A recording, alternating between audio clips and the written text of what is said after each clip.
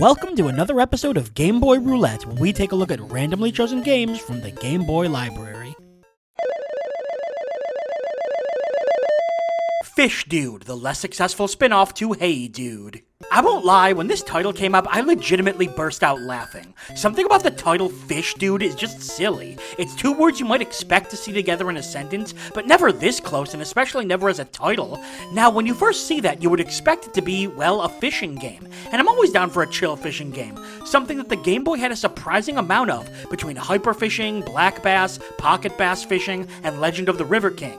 But in this case, it's well, I have no clue, actually. I've never heard of this game until I rolled it in the randomizer and started laughing, but apparently it's not fishing.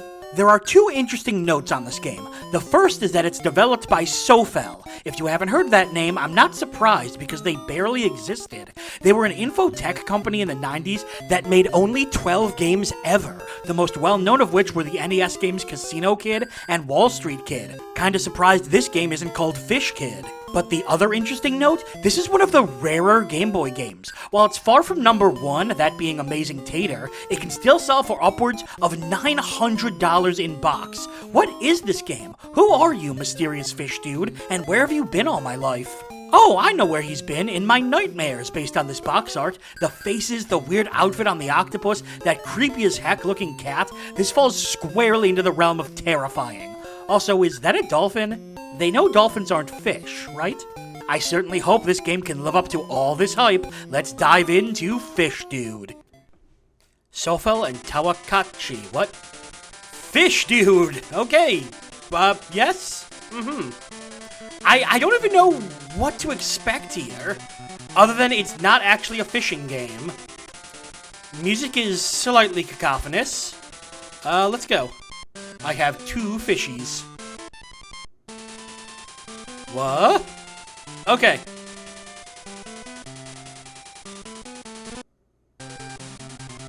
Okay, off to an auspicious start, I see. B does nothing. A bites. Oh god. Okay. I guess avoid that fish? Question mark? Do I eat you? I guess. I have to hit... Oh god. I'm confused. I'm so confused. God, the jingles in this game are so long. Oh, wait a sec. I think I get it. I think. Hold A. Eat a fish. Okay. You know, I'm starting to suspect I now know why this game is so rare. It's because nobody played it. And for good reason. Okay, so here's what you do. You hold... Oh my god. I'm sorry, the absurdity is getting to me now. Here's what you're supposed to do. You hold A. Then you mash A to eat the fish. You stay away from the big fish that appear to home in on you, by the way. Yep, they home in on you. Looks like you go a little bit faster. I was hoping it'd be like that old Flash game Fishy, where you eat the small fish and then become bigger so you can eat the bigger fish. But it appears to not be that exciting. Whoa! Oh my god! I can jump out of the water and get eaten by a... That's either a seagull or a pterodactyl. We did it! I have finally become the true fish dude. Now stage 2 has an octopus. Oh, this is all the game is, isn't it? Oh no. Okay, I just looked at the timer. I have been playing this game, recording anyway, for 4 minutes. It seriously feels like I've been playing this game for hours. This is unbelievably boring. You just move into fish, mash, and move into the next one, and then that happens. Can we take a minute to look at this thing up here? It doesn't even look like a bird. It looks like a... God, I don't know. Oh, come on. You know what? Hang on. I gotta do a search. Is there any game mechanic I'm missing here? Oh boy, get this. Not only are there no other mechanics for the game, there's only 9 stages of this. Man, this is so bad. Like, I'm just in awe of how bad it is. What's the point of playing this? I get it, games, what's the point of playing any game? Yes, but usually the ones you do want to play are fun, or have some sort of challenge. This one certainly has challenge in that the fish home in on you to kill you, but, like, there's no actual part of the game that's worth playing. By the way, B does do something. If you hit B while eating a fish, the fish will be eaten, but it won't count towards your score.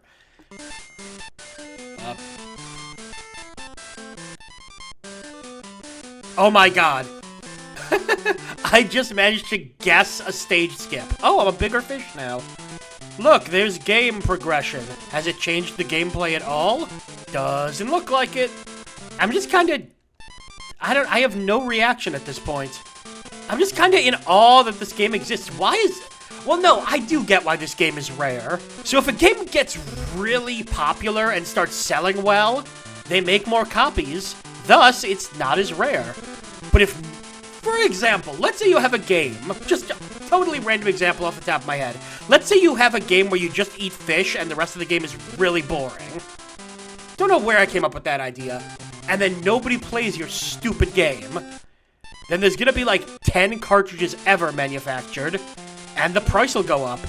So that's why this game is rare. It's cause it sucks.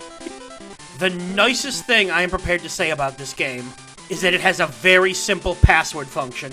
Only 2 letters. Some passwords would get ridiculously long. As you can probably tell, I'm struggling to come up with good things to say about Fish Dude. Going from my favorite Game Boy game ever last week in Castlevania 2 to this is like a level of quality whiplash I can't quite deal with. This is just, oh my god, look at that. Behold, Catboat! Oh my god, that's horrifically violent. Yeah, not much else to say. This game sucks. Sorry, Fish Dude, but you're a very bad game. You know what? I think I would prefer it if it was a fishing game. This is the worst thing to happen to fish since the blobfish slander. They're actually kind of cute. Oftentimes, I find unknown Game Boy games that are real hidden gems. Games that make me fall in love with the Game Boy all over again. But then there are times like this, where the game frankly should have remained hidden because it's no good. You control the fish and move them into other fish to eat them, and that's as far as complexity goes. The challenge comes in the fact that it was one-hit deaths, and the enemies would suddenly pop out with no warning and eat you with no way to defend yourself. And with the enemies homing in on you and being almost as quick as you, it took an already boring game and added a level of frustration that ruined it even further.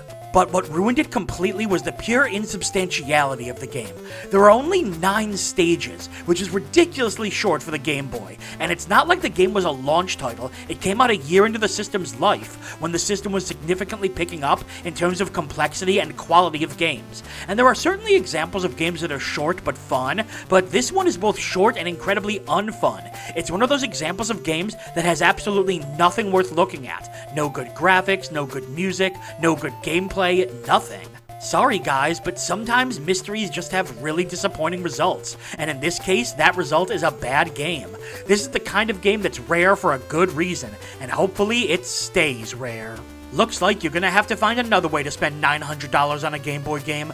Ooh, this one seems more worth it. And that's all for another episode of Game Boy Roulette. Make sure to like the video, comment, and subscribe to follow the series as we continue to dig through the Game Boy vault. I'm Brian J, and I'll see you next time.